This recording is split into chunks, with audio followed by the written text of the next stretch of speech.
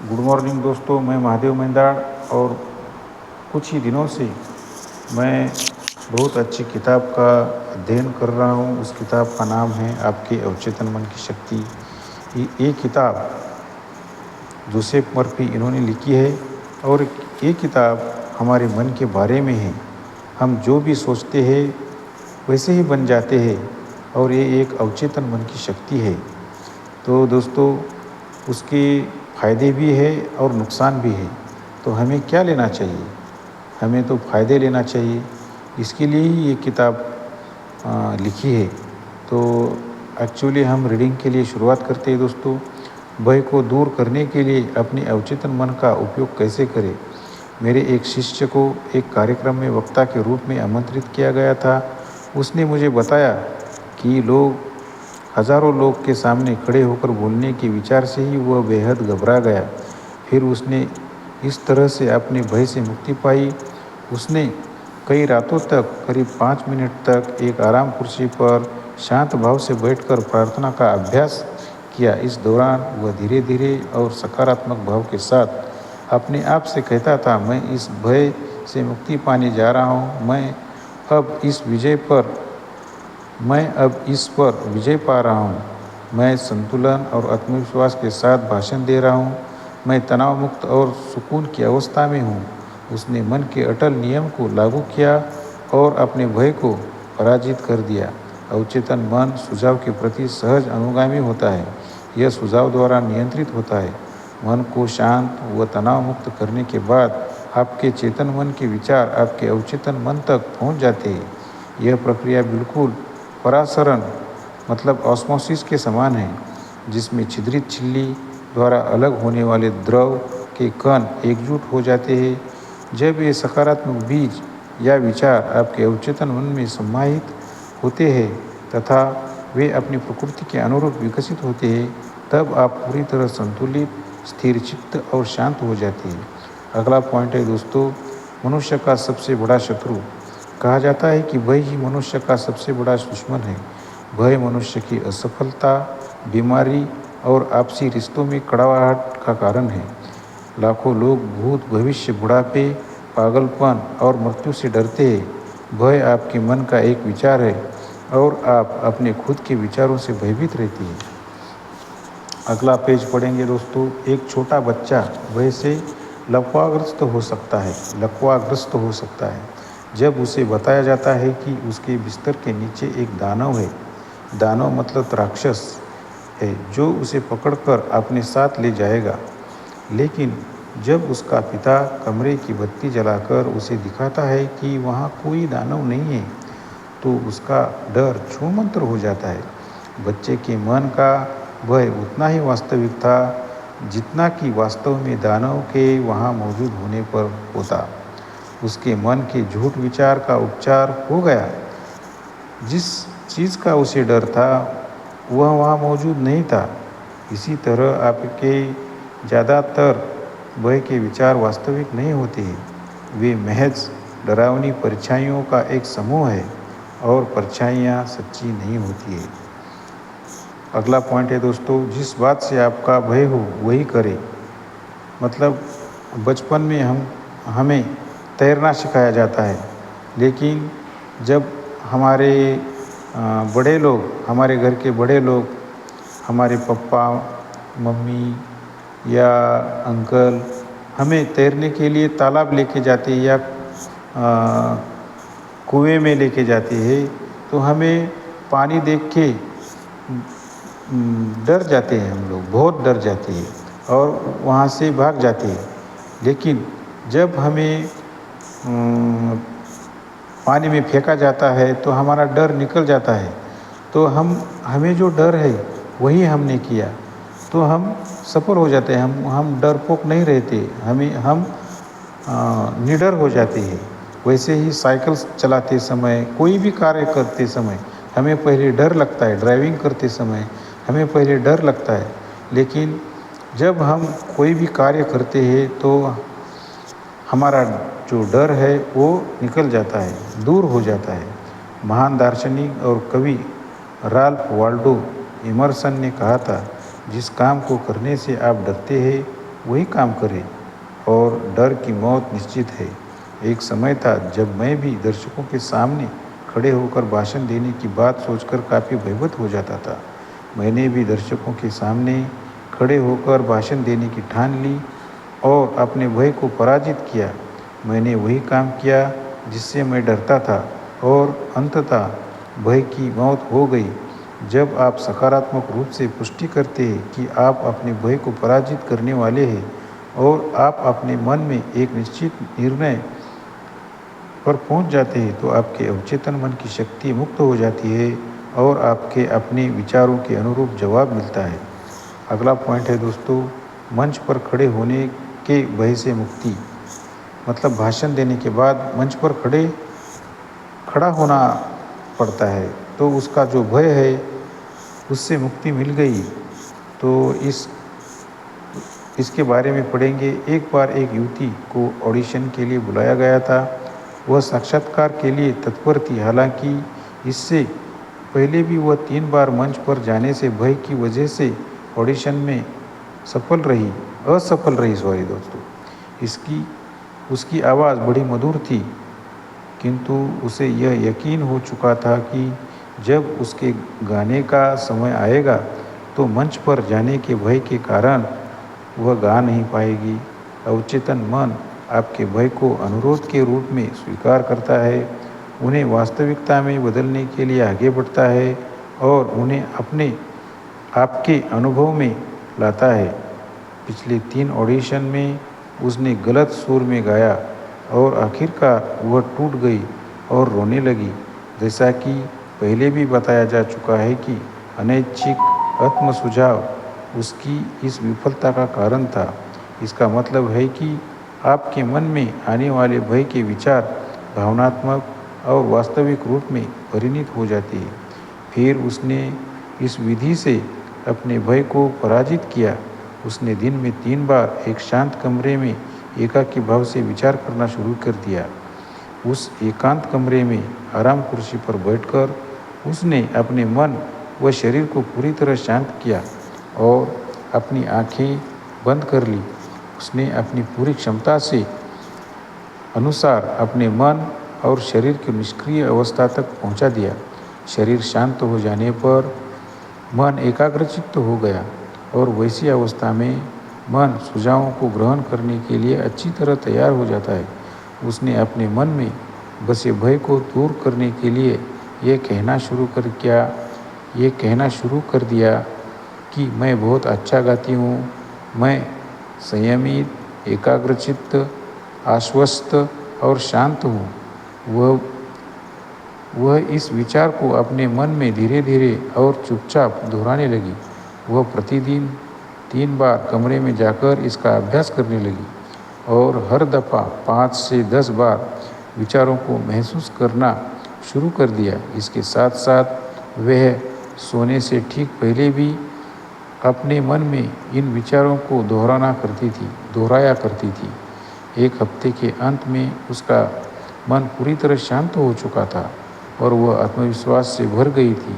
इस बार उसने निश्चित तौर पर सबसे बेहतरीन ऑडिशन किया।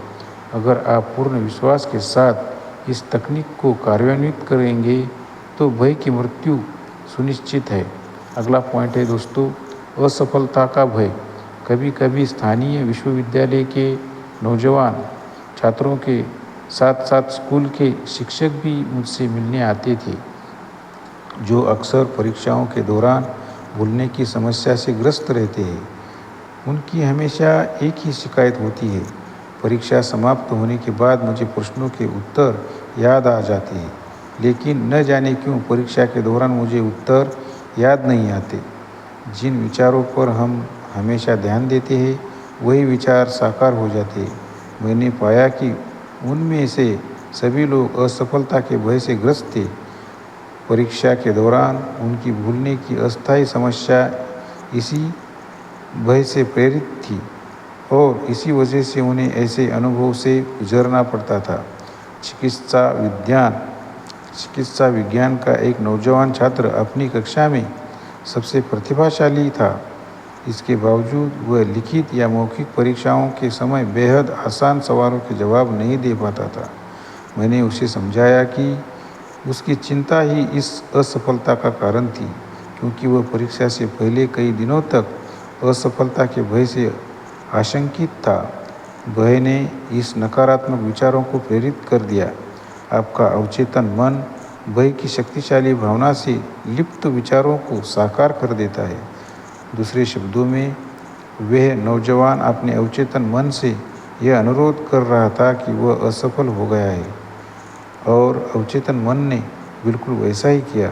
परीक्षा के दिन उसने पाया कि उसे प्रश्नों के उत्तर याद नहीं है।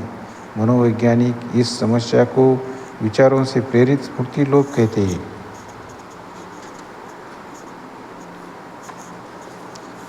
अगला पॉइंट है दोस्तों, उसने कैसे अपने भय को पराजित किया। उस नौजवान ने सीखा कि उसका अवचेतन मन स्मृतियों का भंडार है, और उसके पास चिकित्सा प्रशिक्षण के दौरान सुनी और पढ़ी गई सभी बातों का एकदम सटीक रिकॉर्ड मौजूद है। इसके अलावा उसने यह भी सीखा कि अवचेतन मन प्रतिक्रियाशील और विचारों से परस्पर संबंध पारस्परिक है। स्वयं को तनाव मुक्त, शांतिपूर्ण और आत्मविश्वास से भरा बनना ही इसके साथ तालमेल रखने का तरीका है। वह हर रात और सुबह के वक्त अपने मन में यही कल्पना करने लगा कि उसकी माँ उसे शानदार रिकॉर्ड के लिए बधाई दे रही है।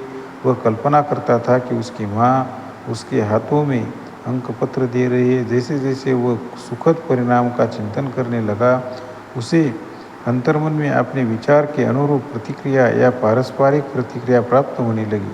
सर्वज्ञ और सर्वशक्तिमान अवचेतन मन की बुद्धिमत्ता ने तदनुसार उसके चेतन मन को संभाला, राह दिखाई और मार्गदर्शन प्रदान किया। उन्होंने सुखद परिणाम की कल्पना की, जिसके बाद उसने मनोनुकूल परिणाम की प्राप्ति के लिए साधन तैयार हो गए। इस विधि का अनुकरण करते हुए उसे बाद की परीक्षाओं में उत्तीर्ण होने में कोई कठिनाइयाँ नहीं हुई। दूसरे शब्दों में, उसकी आत्मपरक बुद्धिमत्ता ने कमाल संभाली और उसे उत्कृष्ट प्रदर्शन के लिए विवश कर दिया। अगला पॉइंट है दोस्तों, पानी, पहाड़ों, बंद स्थानों आदि का भय।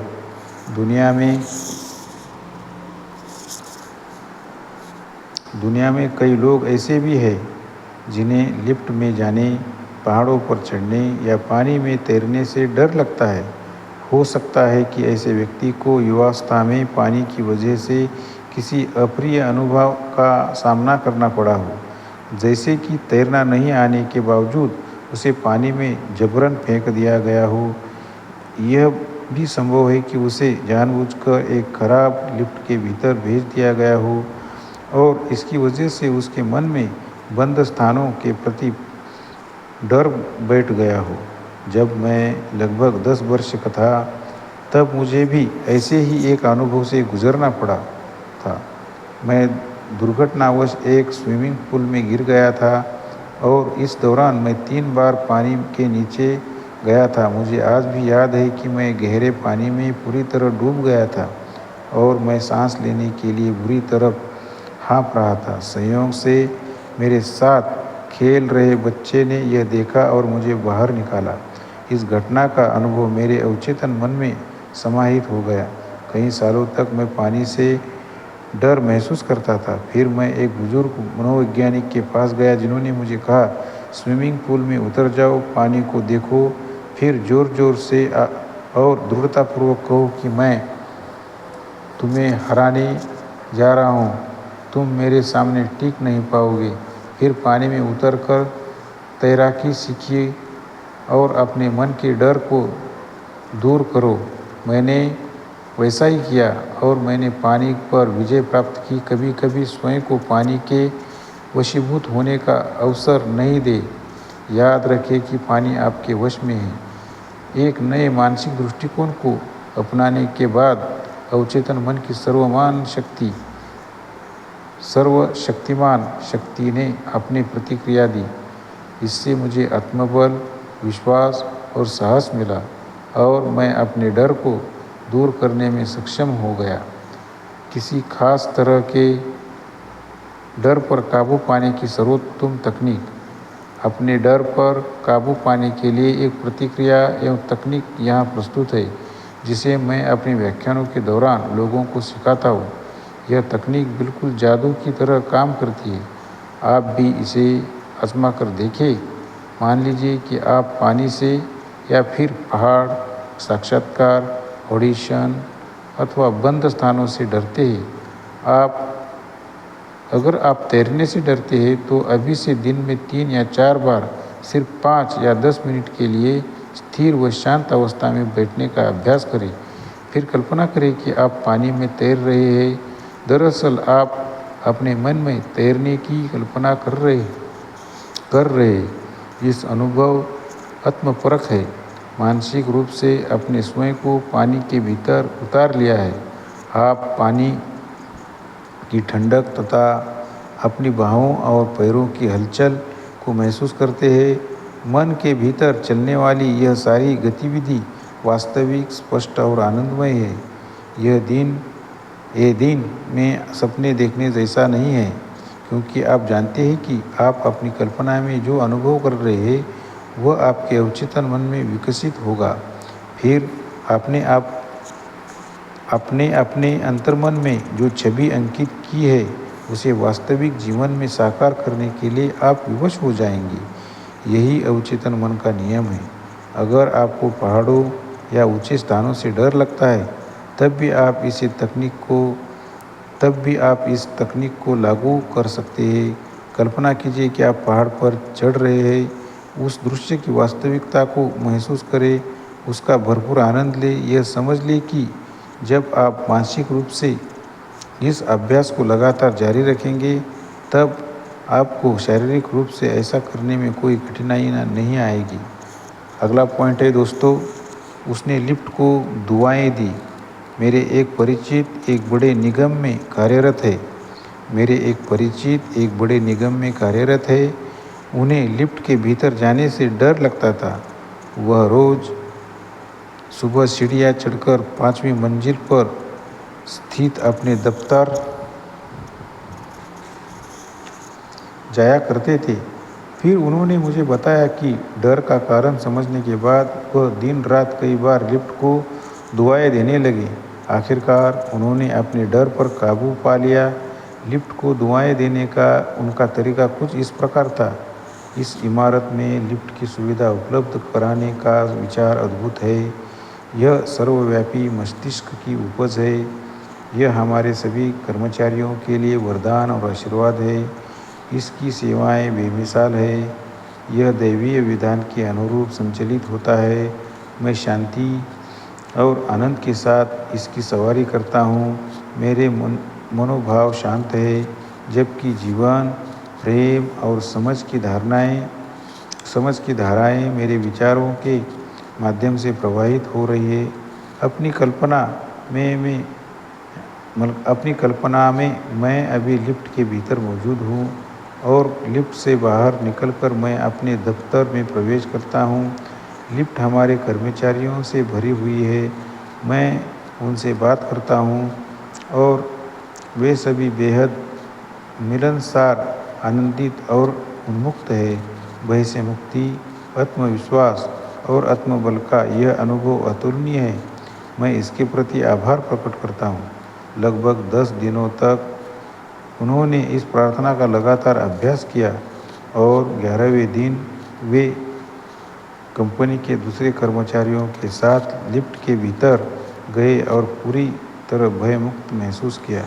अगला पॉइंट है दोस्तों, सामान्य एवं असामान्य भय। मनुष्य दुनिया में सिर्फ 2 डर के साथ जन्म लेता है, गिरने का भय और शोर का भय। ये दोनों भय वास्तव में खतरे की सूचना देने वाली घंटी की तरह है, जो प्रकृति ने आपको अपनी सुरक्षा के लिए साधन के रूप में प्रदान किया है। सामान्य भय अच्छा है। आप सड़क पर अपनी तरफ आने वाले वाहन की आवाज़ सुनते हैं और खुद को जीवित बचाने के लिए आप सड़क से दूर हट जाते हैं। आपके इस कार्य से वाहन से टकराने का क्षणिक भय दूर हो जाता है। आपके मन में विभिन्न प्रकार के भय का वास है जो आपको माता पिता, रिश्तेदारों, शिक्षकों, उन सभी लोगों द्वारा दिए गए जाते हैं जिन्होंने बचपन के दिनों में आपकी परवरिश व देखभाल की थी। अगला पॉइंट है दोस्तों, असामान्य भय। असामान्य भय तब उत्पन्न होता है जब व्यक्ति के मन में भय की कल्पना अनियंत्रित ढंग से लगातार जारी रहती है। मेरी एक परिचित महिला को विमान से दुनिया भर की यात्रा पर जाने के लिए आमंत्रित किया गया। इसके बाद उसने विमान दुर्घटनाओं से संबंधित अखबार में छपी सभी खबरों को इकट्ठा करना शुरू कर दिया। उसने अपनी कल्पनाओं में खुद को विमान से समुद्र में गिरते हुए, खुद को डूबते हुए देखा। इस तरह का भय असामान्य है। अगर वह अपनी कल्पनाओं को बरकरार रखती तो निस्संदेह वही होता जिस बात का उसे सबसे ज़्यादा डर था। न्यूयॉर्क का एक बेहद समृद्ध व सफल व्यापारी भी इसी तरह के डर से त्रस्त था, जो असामान्य भय का एक और उदाहरण है। उसने अपने मानस पटल पर एक मानसिक फिल्म का निर्माण किया था जिसके निर्देशक वह स्वयं थे। अपनी मानसिक फिल्में वह स्वयं की असफलता, दिवालियापन, खाली तिजोरियाँ और बैंक बैलेंस खत्म होने जैसी बातें को देखता था। इस मानसिक फिल्म को वह लगातार देखने की वजह से वह पूरी तरह अवसादग्रस्त हो गए। वह अपनी इस विकृत कल्पना को रोकने में असमर्थ रहे और अपनी पत्नी को हमेशा याद दिलाते रहते थे कि हमारा व्यापार ज़्यादा दिनों तक टिक नहीं पाएगा। एक दिन हमारा व्यापार मंद हो जाएगा।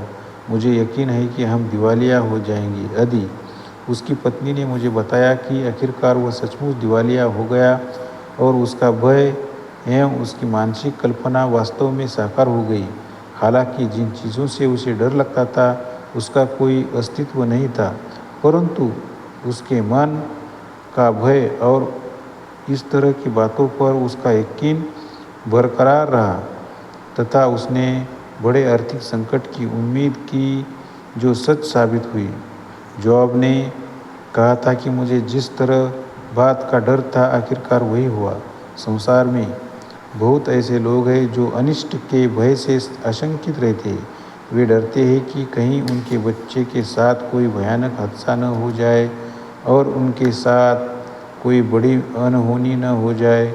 जब भी वे किसी महामारी या दुर्लभ बीमारी से संबंधित खबरें पढ़ते हैं तो उनके मन में यह डर बैठ जाता है कि वे भी इस बीमारी की चपेट में आ जाएंगे। कुछ लोग तो अपनी कल्पनाओं में मान लेते हैं कि वे पहले से ही इस बीमारी से ग्रस्त है। इस प्रकार के भय असामान्य होते हैं। अभी अगला पॉइंट है दोस्तों, असामान्य भय का उत्तर। अगर आपके मन में भी असामान्य भय है तो मानसिक रूप से इसके विपरीत जाने का प्रयास करें। अत्याधुनिक भय के विचार पर कायम रहना आपकी अकर्मण्यता के साथ साथ आपके मानसिक व शारीरिक पतन को दर्शाता है। जब मन में किसी बात से डर पैदा होता है तो तुरंत उस डर के विपरीत इच्छा भी मन में उत्पन्न होती है। अपना ध्यान तुरंत इच्छित विचार पर केंद्रित करें। अपनी इच्छा में निमग्न और तल्लीन हो जाए और मन में यह गांठ बांध ले कि आंतरिक इच्छाएं हमेशा बाहरी चीज़ों को बदल देती है। इस मनोभाव से आपको आत्मविश्वास मिलेगा और आपका मनोबल बढ़ेगा। आपके अवचेतन मन की अपरिमित शक्ति सदैव आपके साथ है जो कभी विफल नहीं हो सकती।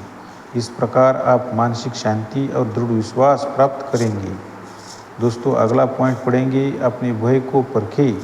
एक बार मैं बड़े संगठन के अध्यक्ष से मिला। उसने मुझे बताया कि जब वह एक सेल्समैन था तो किसी भी ग्राहक से बात करने से पहले वह 5 या 6 बार उसके घर के चक्कर लगाता था।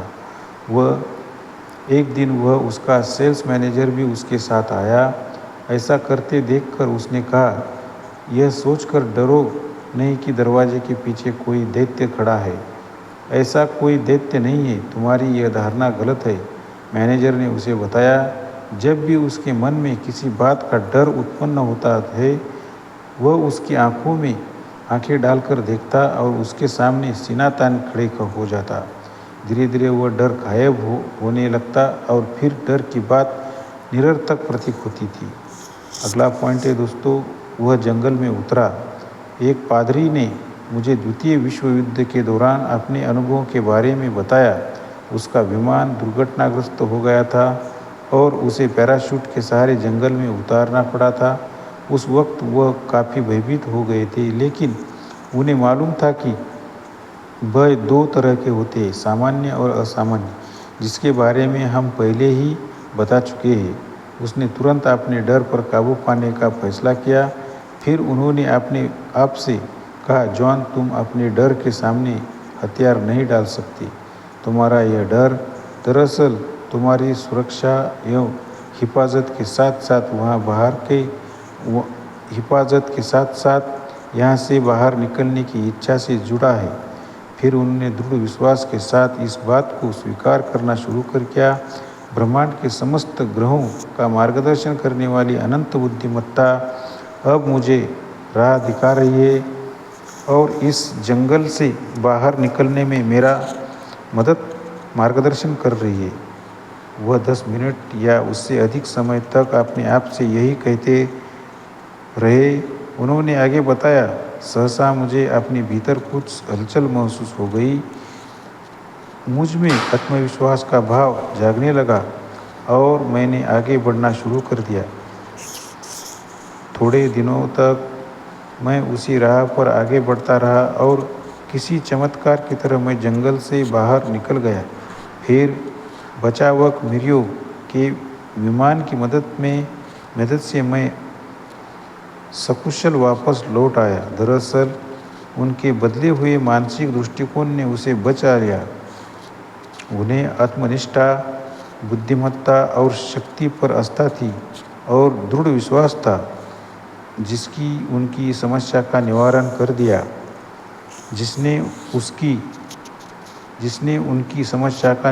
कर दिया। उन्होंने कहा, अगर उस वक्त मैं अपनी किस्मत को कोसना शुरू कर देता था और अपने भय के चंगुल में फंस जाता, तो मैं भय के राक्षस को हार गया होता और संभवतः डर और भूख के कारण मेरी मौत हो जाती। अगला पॉइंट है दोस्तों, उसने खुद को नौकरी से निकाल दिया। एक संगठन के महाप्रबंधक ने मुझे बताया कि 3 सालों तक उनका मन इस बात से आशंकित रहता था कि शायद उन्हें अपनी नौकरी से हाथ धोना पड़ेगा।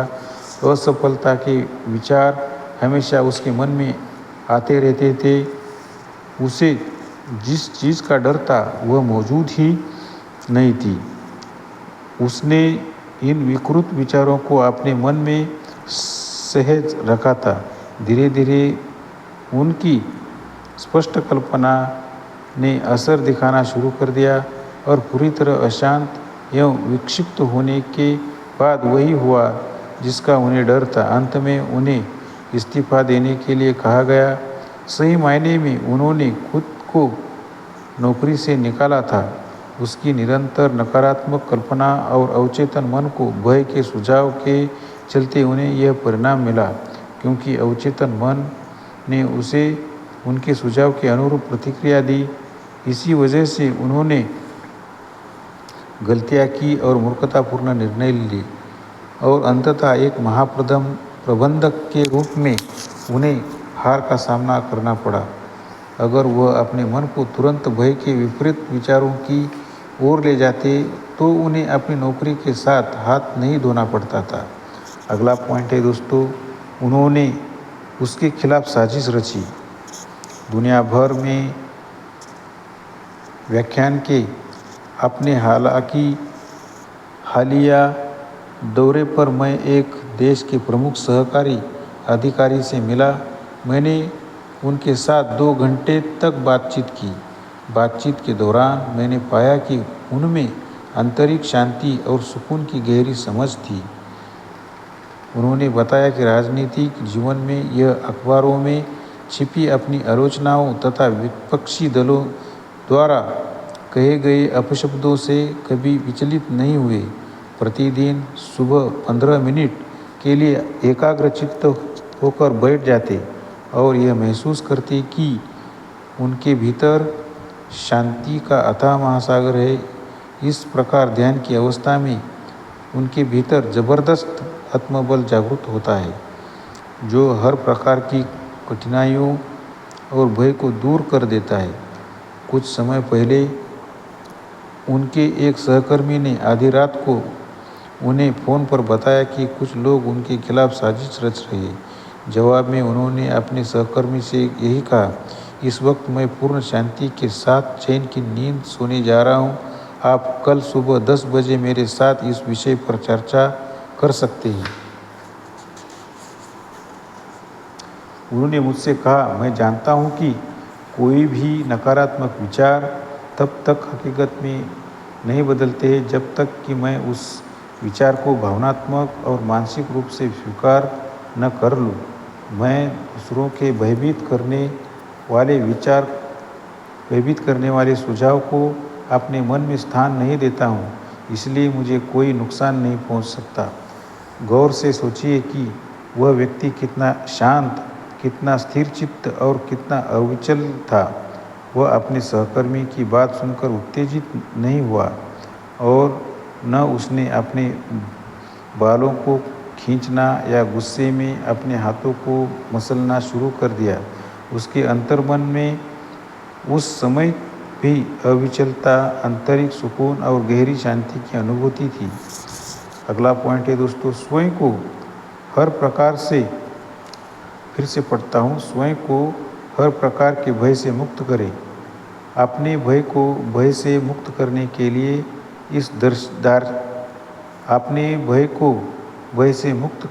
लिए इस आदर्श तकनीक का पालन करें।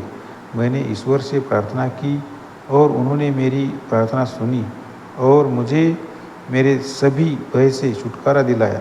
स्तोत्र 4.34। ईश्वर एक प्राचीन शब्द है जिसका अर्थ है आपके अवचेतन मन की शक्ति। अपने अवचेतन की चमत्कारिक शक्तियों को जानें और इसके काम करने के तरीके एवं कार्यप्रणाली को समझें। इस अध्याय में वर्णित तकनीकों में महारत हासिल करें। आज इसी क्षण उनका अभ्यास शुरू करें। आपका अवचेतन जवाब देगा और आपको सभी तरह के भय से मुक्ति कर देगा। मैंने ईश्वर से प्रार्थना की और उन्होंने मेरी प्रार्थना सुनी और मुझे मेरे सभी भय से छुटकारा दिलाया। अगला पॉइंट है दोस्तों, भय से मुक्ति पाने के उपाय कौन से हैं। तो ये पुस्तक का मतलब इस चैप्टर का सार है दोस्तों, और ये 15 पॉइंट में बताया गया है। तो पहला पॉइंट मैं पढ़ने जा रहा हूँ, जिस काम को करने से आप डरते हैं वही काम करें और डर की मौत निश्चित है। पूरी भावना और दृढ़ विश्वास के साथ खुद से कहे कि मैं इस भय को पराजित करने जा रहा हूँ और आप सचमुच उसे पराजित कर देंगे। दूसरा पॉइंट है दोस्तों, भय आपके मन का एक नकारात्मक विचार है। रचनात्मक विचार की मदद से इसे जड़ से उखाड़ फेंके। भय से लाखों लोग बेमौत मारे जा चुके हैं। आत्मविश्वास भय से अधिक बलवान है। ईश्वर और इच्छाओं पर विश्वास से अधिक शक्तिशाली कुछ भी नहीं है। अगला पॉइंट है दोस्तों, मतलब तीसरा पॉइंट है, भय ही मनुष्य का सबसे बड़ा दुश्मन है। भय मनुष्य की असफलता, बीमारी और आपसी रिश्तों में कड़वाहट का कारण है। प्रेम आपके मन से भय को बाहर निकालता है। प्रेम जीवन में सभी अच्छी चीज़ों के प्रति आपका भावनात्मक लगाव है। ईमानदारी, निष्ठा, न्याय, सदिच्छा और असफलता के प्रति प्रेम जगाएं। मन में उम्मीद जगाएं कि आपको सर्वोत्तम परिणाम मिलेंगे तथा उसकी खुशी का अनुभव करें और आपको हमेशा अच्छे परिणाम प्राप्त होंगे। भय के चौथा पॉइंट है दोस्तों, भय के विपरीत सुझावों के साथ इसका डटकर सामना करें। जैसे कि मैं बहुत अच्छा गाती हूँ, मैं संयमित, एकाग्रचित्त, आश्वस्त और शांत हूँ। यह आपके लिए बेहद फायदेमंद साबित होगा। अगला पॉइंट है पांचवा दोस्तों, मौखिक और लिखित परीक्षा के समय में प्रश्नों के उत्तर भूलने की बीमारी भी भय से प्रेरित है। आप आस्था और दृढ़ विश्वास के साथ इसे बार बार दोहराने का अभ्यास कर सकते हैं। मुझे वह सभी चीज़ें हमेशा याद रहती है जिसे जानना मेरे लिए बेहद ज़रूरी है। या फिर आप कल्पना कर सकते हैं कि आपका मित्र आपको परीक्षा में शानदार सफलता पर बधाई दे रहा है। अपने विचारों पर अटल रहे और जीत आपकी होगी। छठा पॉइंट है दोस्तों, अगर आपको पानी में उतरने से डर लगता है तो तैरने का प्रयास कीजिए। अपनी कल्पना में महसूस कीजिए कि आप स्वतंत्र और प्रसन्नचित्त स्वभाव से तैराकी कर रहे हैं। मानसिक रूप से अपने स्वयं को पानी के भीतर उतार ले। स्विमिंग पूल में पानी की ठंडक तथा तैराकी के रोमांच को महसूस करें। अपनी कल्पनाओं को स्पष्ट बनाएं। अपने अंतर्मन में जो छवि अंकित की है उसे वास्तविक जीवन में साकार करने के लिए आप विवश हो जाएंगे। यही अवचेतन मन का नियम है। सातवां पॉइंट है दोस्तों, अगर आपको भी लिफ्ट, लेक्चर हॉल जैसी बंद जगहों से डर लगता है तो आपने मानसिक रूप से लिफ्ट इसमें सवार हो जाए तथा इसके सभी कल पुर्जों और इसकी कार्यप्रणाली को दुआएं दे। आपको यह देखकर आश्चर्य होगा कि इस तरह कितनी जल्दी आपका भय पराजित हो जाता है। आठवां पॉइंट है दोस्तों, मनुष्य दुनिया में सिर्फ दो डर के साथ जन्म लेता है, गिरने का भय और शोर का भय। दूसरे प्रकार के सभी भय आपने खुद ही उत्पन्न किए हैं, उनसे मुक्ति पाए। नौवां पॉइंट है दोस्तों, सामान्य भय अच्छा है, असामान्य भय बहुत बुरा और विनाशकारी है। निरंतर भय के विचारों में लिप्त रहने से असामान्य भय, सनक और जटिल मनोस्थिति उत्पन्न होती है। किसी से लगातार डरते रहने से मन में आकस्मिक भय और खौफ की भावना जन्म लेती है। जब आप यह समझ जाएंगे कि आपके अवचेतन मन की शक्ति परिस्थितियों को बदल सकती है और आपकी मनोकामनाओं को साकार कर देती है, तब आप अपने असामान्य भय को दूर कर सकते हैं। भय के विपरीत विचारों पर तुरंत ध्यान केंद्रित करें और इसके प्रति निष्ठा रखें। यही वह प्रेम है जो भय को आपके मन से बाहर निकालता है। 11वां पॉइंट है दोस्तों, अगर आप असफलता से भयभीत है तो सफलता की ओर ध्यान दें। अगर आप बीमारी की आशंका से भयभीत है तो अपने उत्तम स्वास्थ्य पर ध्यान दें। अगर आपके मन में किसी दुर्घटना की आशंका है तो अपना ध्यान ईश्वर के मार्गदर्शन और सुरक्षा पर केंद्रित करें। अगर आपको मौत का डर सताता है तो अंततः जीवन की ओर ध्यान लगाएं। ईश्वर ही जीवन है और अब यह जीवन आपका है। 12वां पॉइंट है दोस्तों, प्रतिस्थापन का उत्कृष्ट नियम ही आपके भय का जवाब है। आप जिस चीज़ से डरते हैं उसका समाधान आपकी इच्छा के रूप में आपके भीतर मौजूद है। अगर आप बीमार हैं तो आप सेहतमंद होने की कामना करें। अगर आप भय के बंधनों में जकड़े हुए हैं तो आप उनसे मुक्ति पाना चाहते हैं। हमेशा अच्छी चीज़ की उम्मीद करें। आपके मन को अच्छी चीज़ों पर एकाग्रचित्त करें और यह समझ लें कि आपका अवचेतन मन हमेशा आपको जवाब देता है। यह कभी विफल नहीं होता है। 13वां पॉइंट है दोस्तों, आप जिन चीज़ों से डरते हैं वे वास्तव में आपके मन में मौजूद विचारों के अलावा अन्यत्र कहीं अस्तित्व में नहीं होते हैं। विचारों में सृजन की क्षमता होती है।